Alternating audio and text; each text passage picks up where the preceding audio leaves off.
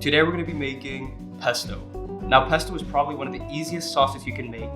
You can have it with just about anything. You can have it with pasta, on toast, on pizza. And not only that, it's super vibrant and insanely tasty. Now people usually just buy finished made pesto from jars, but I think making your own is a lot better because you can choose however much quantities of ingredients you want in it. Like if you want more garlic, you put more garlic. Or you want more olive oil or more creaminess from the Parmesan, then you do that. Now we're gonna be making our pesto with some plain old spaghetti today. So these are the ingredients you're gonna need.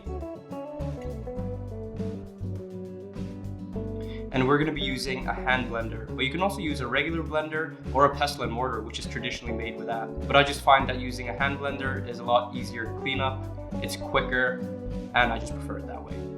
All right, let's get cooking.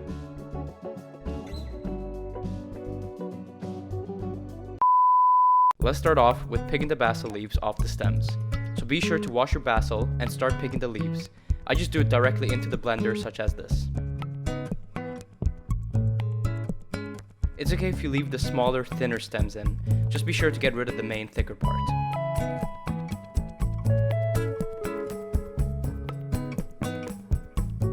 Alright, so add in 3 cloves of garlic,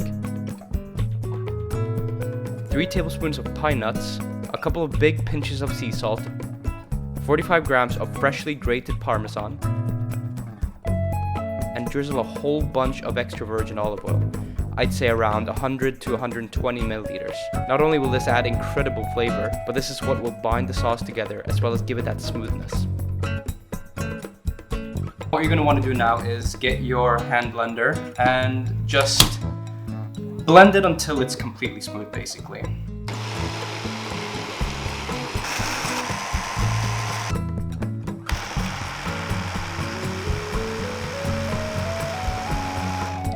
And that's the consistency you're looking for.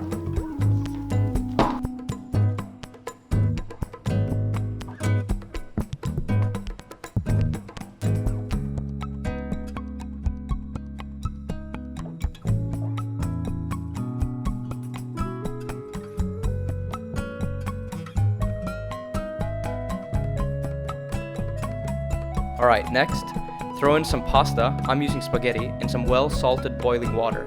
Then transfer that into a non-stick pan with some olive oil at low heat. Add in the pesto and quickly mix it in with the spaghetti until the pasta is completely coated. You don't want to cook the pesto sauce, you basically just need a surface to mix the sauce into the pasta well as maintaining some heat. Then you're just about done.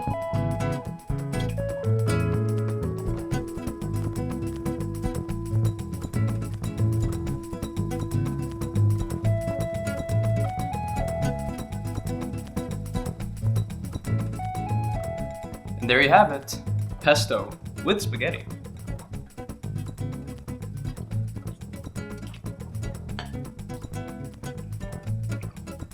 That is really, really good. It surprises me that something that is so extremely simple to make can taste so delicious. I know I said it in the lamb ragu video, but I think this has to be probably one of my favorite pasta dishes. If not pasta dishes, then one of my favorite sauces. Thank you so much for watching. Please subscribe and hit that bell icon for weekly updates.